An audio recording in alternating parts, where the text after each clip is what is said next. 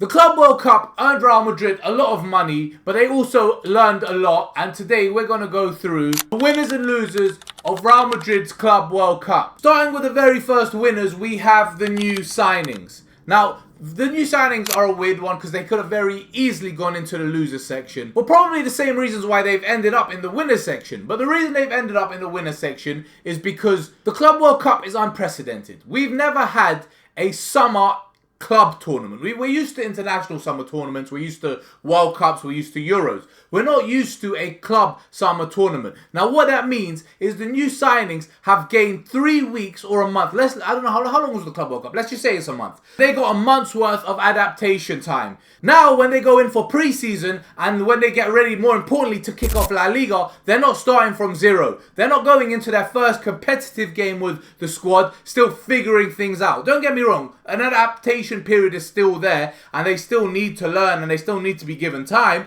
But getting 3 weeks, or I just said we'll say a month, didn't I? Getting a month's worth of time with the squad and getting a month's worth of a training camp with the squad definitely is a massive plus. Because they were not only gaining experience, not only getting time for their adaptation, but they were building connections. They were building understanding. They were building relationships with the rest of their teammates. So they are definitely going in the winner section for that reason.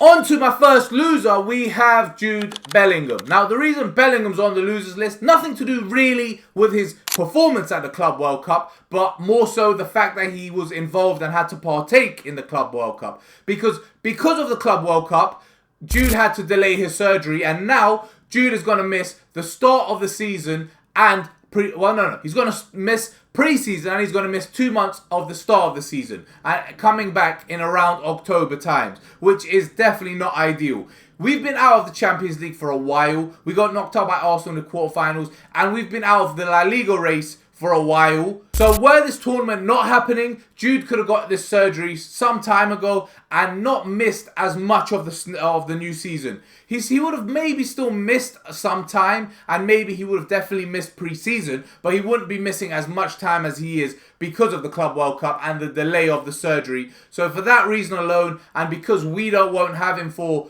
the big competition, the important competition, the Club World Cup, Jude is going in the loser list. Next winner we have is the club itself.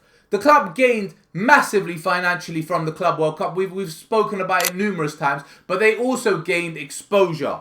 They gained massive exposure from this tournament because Real Madrid do pre-season friendlies in the US all the time. We play El Clasicos against Barcelona. We play big European games against, well, not big European games, but we play big games against Man Cities and Arsenals and Chelseas and all that, and AC Milan and what have you, and Bayern Munich. We play all the big games against the big teams in the US, but they're pre-season. There's a massive difference between a pre-season friendly and a big major summer tournament. It's different with broadcasters, it's different with interest, it's different from fan interest specifically, it's different from advertisers. So it is just different from the exposure aspect compared to a normal pre-season friendly game where limited eyes are on maybe the game, whereas at the Club World Cup the world was watching. Going back to the losers list, we have the players. Even though the club were winners, the players were definitely losers, and it's for those obvious reasons that I don't want to spend too much time on. I want to rather talk about the other reason. So the obvious reason is the workload. The players never have time off. They're never able to really recover, which leads to loads and loads of injuries. So that is one reason, and that is the obvious reason. But the one I want to talk about more so is the fact that the teams that weren't included in the Club World Cup, they did get rest. Their players did get rest. And two in particular, a European rival and a domestic rival in Liverpool and Barcelona. The reason I'm talking about those two is because they both had phenomenal seasons last year and they both beat Real Madrid. Liverpool only played us once last year, but they beat us very, very easily at Anfield, which in fairness to us, everyone beat us easily last year, so that's nothing special. But Liverpool were very, very strong last year in general and have only strengthened further this summer transfer window. So they will continue to be a threat next season in Europe. But looking a little closer to home and domestically, Barcelona. Barcelona dominated us in every single game last year. Every single El Clasico was very, very one-sided. Whether it was at the Bernabeu or at the Camp Nou. No, it wasn't even at the Camp Nou. Where was it? At the Montjuic.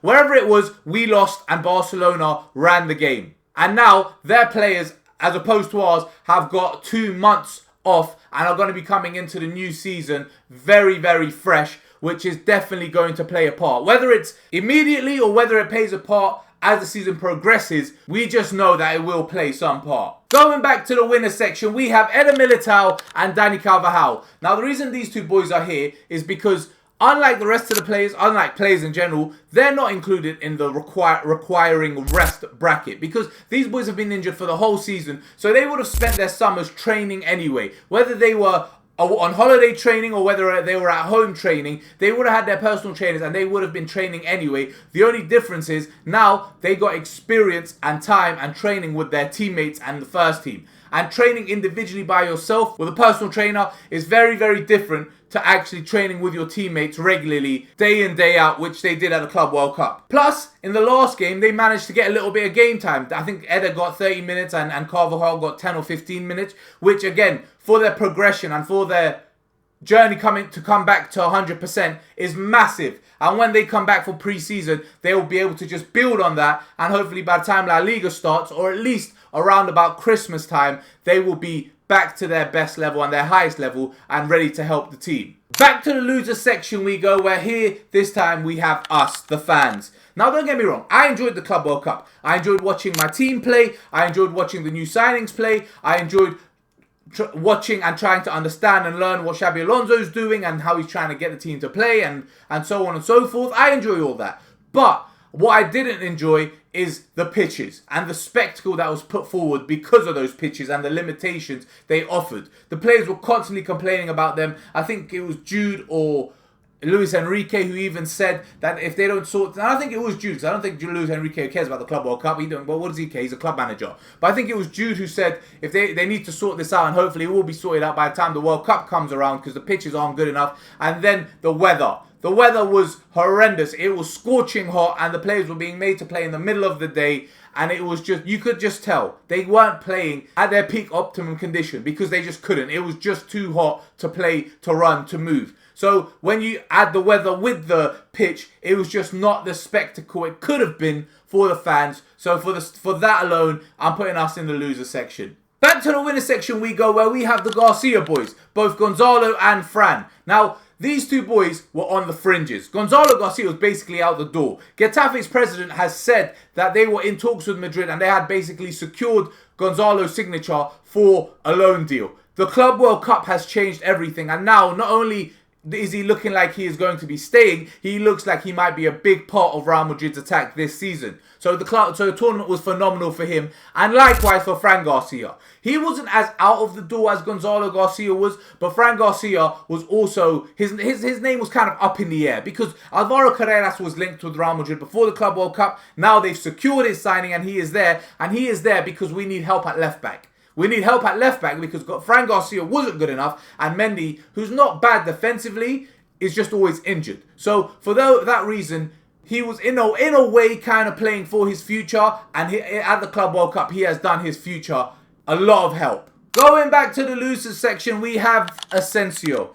I don't even know where to begin with Asensio. I'm fuming. I'm actually fuming with Asensio because you know the best analogy I can give for Asensio? You see the Space Jam, where the little aliens take the NBA players' basketball abilities and they become useless. That's what it seemed like happened with Marco. Is it Marco? What? I forgot this guy's name. With Asensio at the Club World Cup. It seemed like someone stole his ability to play football and man was just a shadow of himself. In every single game, he either got a red card, made a rash challenge that gave away a penalty, or a dumb challenge that gave away a penalty, or just made a mistake that led to a goal. He looked uncomfortable in Xabi's system. He looked uncomfortable in the pitch. He didn't look like he knew what he was doing. He looked lost. He just looked lost, and it was not a good tournament for the young Spaniard. He's done his future opportunities no favours. At least as far as the pecking order of centre-backs is concerned, he is definitely lower on the list after this tournament because it was not good. He needs to do some damage control when the pre-season and the new season starts because the tournament just was not it for him. Back to the winner section we go, where we have Arda Guler.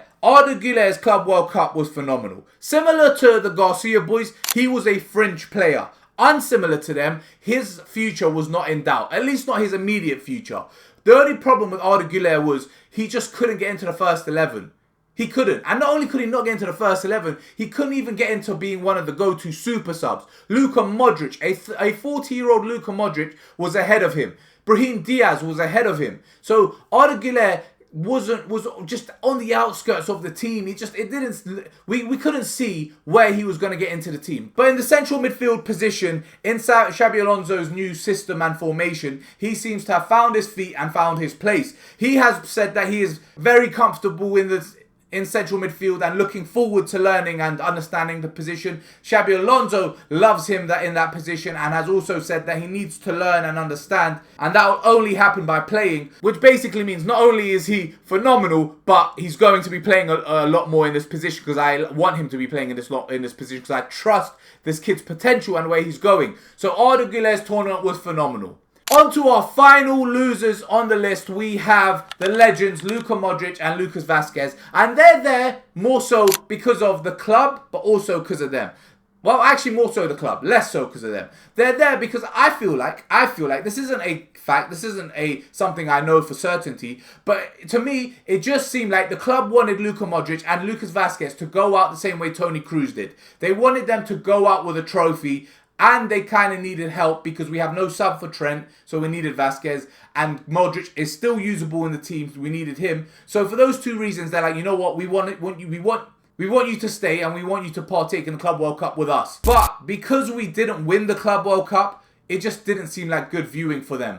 It just didn't make sense as to why they were there, at least for me. Look, Vazquez, he hardly even played. He got like a 5 or 10 minute appearance in the group stage, and then he got I think 10 or 15 minute appearance against PSG, where for some reason he was playing in central midfield. Can someone explain that to me? Because I don't understand that, but he was playing in central midfield.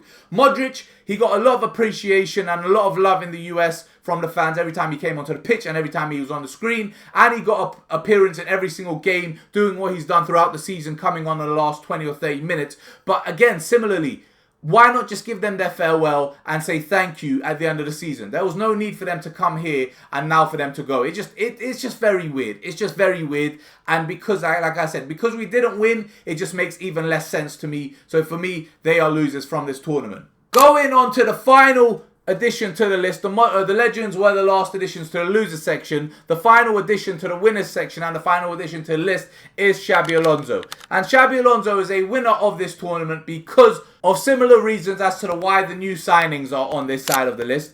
Xabi Alonso just gained months of experience and time with the team to learn, to understand, to see what the team is about, what the team needs, what the team has, what the team is missing, how I can change things, how I can improve things, and what problems I need to focus on. He gained a lot. Don't get me wrong, there was a lot of experience. There was a lot of pressure on Xabi Alonso to win this tournament. Real Madrid have been very, very clear, and the players and management have been very, very clear. They want to win the Club World Cup. This was no secret. Everyone knew this.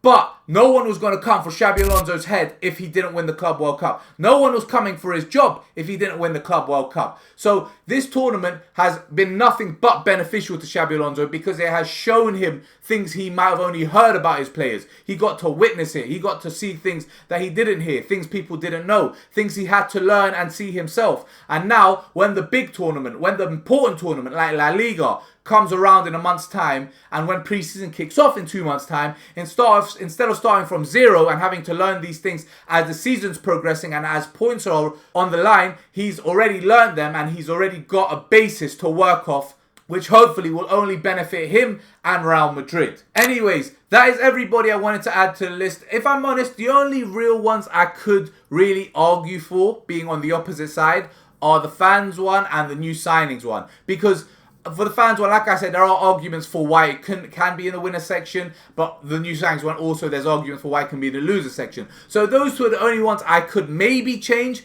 but overall I'm happy with the list. Anyway, I'm going to call the video there. Thanks for watching and peace.